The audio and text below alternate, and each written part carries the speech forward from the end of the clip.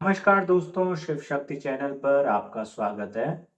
दोस्तों, मेरा नाम गंभीर है और आज मैं आपके सामने हाजिर हूँ एक नई कहानी के साथ। दोस्तों, कहते हैं जिंदगी में सफलता बहुत ज़रूरी है, क्योंकि सफलता के बिना जिंदगी अधूरी है। ये बात बिल्कुल सच है दोस्तों, लेकिन परिवार और रिश्तों के बिना जिंदगी की कोई कल्पना नहीं हो सकती। दोस्तों, परिवार और रिश्तों के बिना जिंदगी वैसे ही है जैसे पानी के बिना नदी। आइए दोस्तों, आपको इसी से जुड़ी एक कहानी सुनाता हूँ। एक गांव में एक किसान और उसकी पत्नी रहते थे और उनका एक 4 साल का बेटा भी था जिसका नाम राहुल था। राहुल का दिमाग बचपन से ही बहुत शार्प था, लेकिन दुर्भाग्य से कुछ समय के बाद राहुल के पिता की एक बीमारी के चलते मौत हो गई। दोस्तों, राहुल और उसकी मां पर मानो दुखों का पहाड़ सा टूट पड़ा था, मगर उसकी मां ने धैर्य नहीं छोड़ा। राहुल की मां चाहती थी कि उसके पिता के जाने के बाद राहुल पढ़ लिख कर एक कामयाब इंसान बने और अपने पिता का नाम रोशन करे। उसकी मां ने राहुल को एक सरकारी स्कूल में एडमिशन कराया, क्योंकि उस टाइम पे गांव में वह सरकारी स्कूल ही था।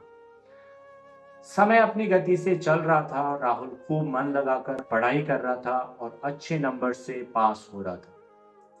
कुछ समय के बाद राहुल की स्कूलिंग की शिक्षा पूरी हुई तो उसकी माँ ने कहा, बेटा, गांव में कोई कॉलेज नहीं है तो तुम शहर जाकर अच्छे कॉलेज में एडमिशन ले लो। राहुल ने कहा, ठीक है माँ, मैं शहर चला जाता हूँ, आप अपना ध्यान रखिएगा। कुछ साल के बाद राहुल की कॉलेज की पढ़ाई भी पूरी हो गई और उसकी अब एक बहुत बड़ी कंपनी में नौकरी लग चुकी थी। राहुल अब शहर में रह रहा था और उसके गांव में माँ अकेली रहती थी। राहुल अपनी माँ से मिलने कभी कभी गांव जाता भी था, लेकिन राहुल का ऑफिस में बहुत ज्यादा काम था, इसलिए अपनी माँ के लिए उसके पास बहुत ज्यादा समय नहीं था। दोस्तों, कुछ समय के बाद राहुल की माँ ने सोचा कि लड़का अब बड़ा हो रहा है और इसकी शादी की उम्र हो चुकी है, तो इसलिए इसकी शादी करा देते हैं। राहुल की माँ ने एक अच्छी लड़की देखकर राहुल की शादी करा दी। शादी करा के राहुल कुछ दिन गांव में रुका और कुछ दिन के बाद फिर अपनी नौकरी पे वापस शहर चला गया। दोस्तों, राहुल की माँ और राहुल की पत्नी दोनों अब गांव में रहने लगी। राहुल पहले की तरह अपनी नौकरी में खूब मेहनत कर रहा था और साल दर साल राहुल का प्रमोशन हो रहा था और उसे ऑफिस की नई नई जिम्मेदारियां मिल रही थी। राहुल अपने माँ और अपनी पत्नी के लिए समय नहीं निकाल पा रहा था।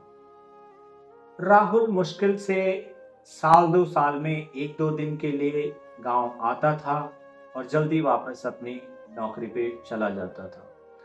दोस्तों, शादी के 5 साल के बाद राहुल की एक बेटी हुई, पर राहुल के पास अपनी बेटी को भी मिलने का समय नहीं था। राहुल अब पूरी तरीके से अपने काम पर फोकस था। अब राहुल कंपनी में सबका बॉस बन चुका था।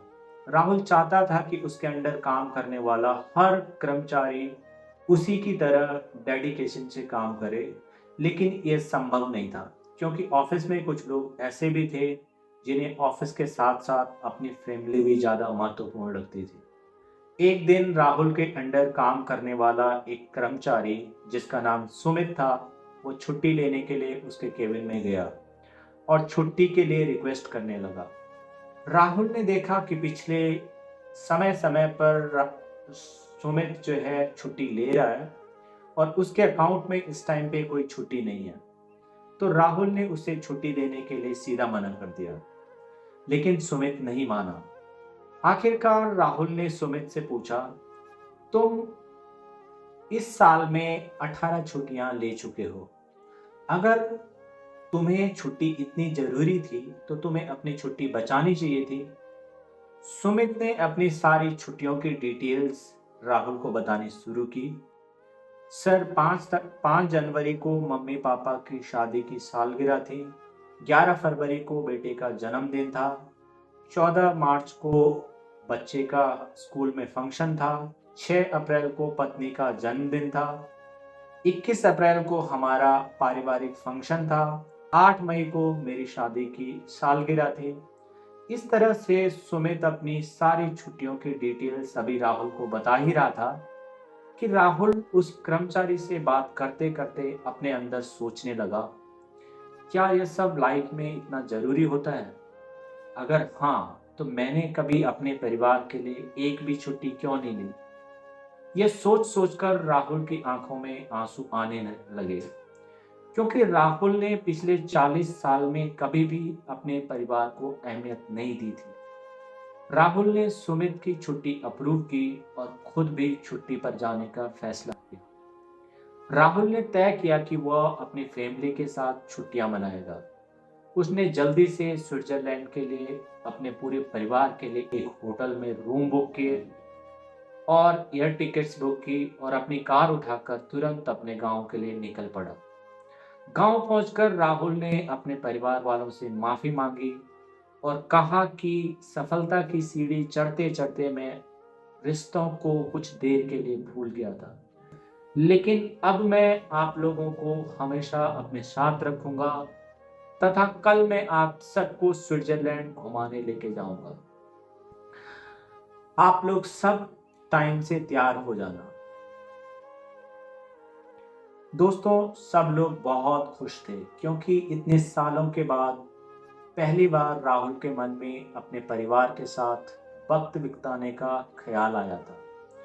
सब इंतजार कर रहे थे कल सुबह होने का, लेकिन दोस्तों दुर्भाग्य ने उनके द्वार पर फिर से दस्तक दी और उसी रात राहुल की हार्ट अटैक से मौत हो गई। सारी खुशियां मातम में बदल गई। दोस्तों, कभी कभी हम प्रोफेशनल लाइफ में इतना बिजी हो जाते हैं कि अपने रिश्तों की अहमियत भूल जाते हैं। असली मायने में आप सफल तभी होते हैं जब आपकी सफलता की खुशी मनाने के लिए आपका परिवार आपके साथ होता है। दोस्तों, इसी के साथ ये कहानी यहीं खत्म होती है। अगर आपको यह कहानी अच्छी लगे तो इस वीडियो को लाइक कीजिए और चैनल को सब्सक्राइब कीजिए। जल्दी मिलते हैं एक और नई कहानी के साथ, तब तक के लिए धन्यवाद।